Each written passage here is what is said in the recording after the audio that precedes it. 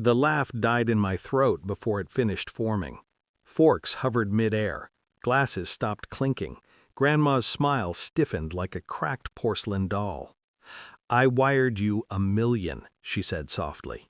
That was the moment everything rearranged itself in my head. The room, the faces, the past, the future. Someone at that table had stolen from her, and I already knew which one it was. I just needed them to confess without realizing they were doing it. I kept my smile steady. That mattered. Panic loves a twitch. Mom laughed too loudly. Brother coughed like he'd inhaled guilt. Grandma's eyes flicked from one of us to the other, searching for gravity. I lifted my glass. "Guess I should check my balance," I said, calm as snowfall. I didn't check, not yet, because this wasn't about money. It was about betrayal dressed as family. Years ago, Grandma taught me how to count money at her kitchen table. Slow, careful, every bill respected. She trusted me because I never rushed, because I never reached. My mother noticed that. She noticed everything that could be used. After Grandpa died, Mom took over Grandma's tech stuff, online banking, passwords, emails. She called it helping. I called it hovering. Grandma called it love. I watched the shift over time.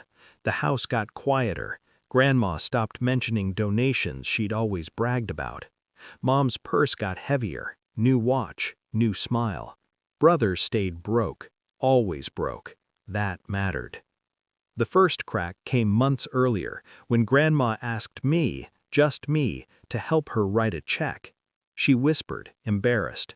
"My account looks smaller," she said. I didn't correct her. I memorized the number. I didn't accuse. I waited. Waiting is power disguised as patience. Back at the table, Mom reached for Grandma's hand. "You must be confused," she said. She always said that. Confused, old, tired.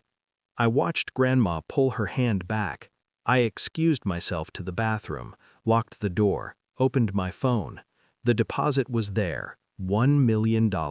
Clean, recent, which meant Grandma hadn't imagined anything.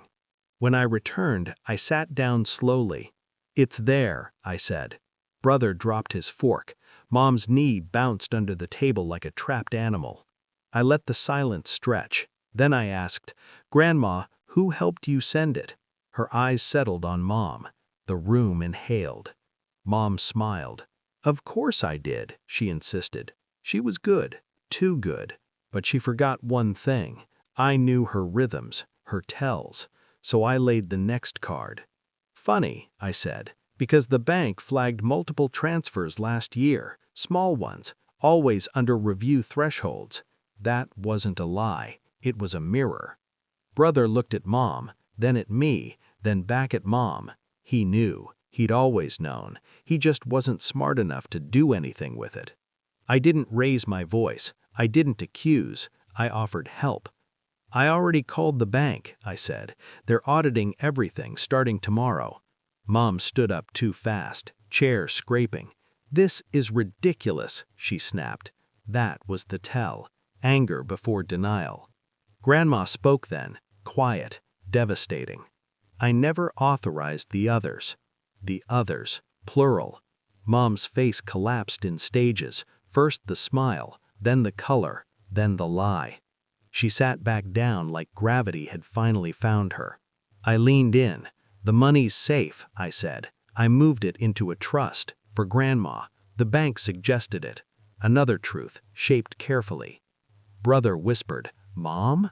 She didn't look at him. She looked at me. That's when she understood. This wasn't an accident. It was a reckoning.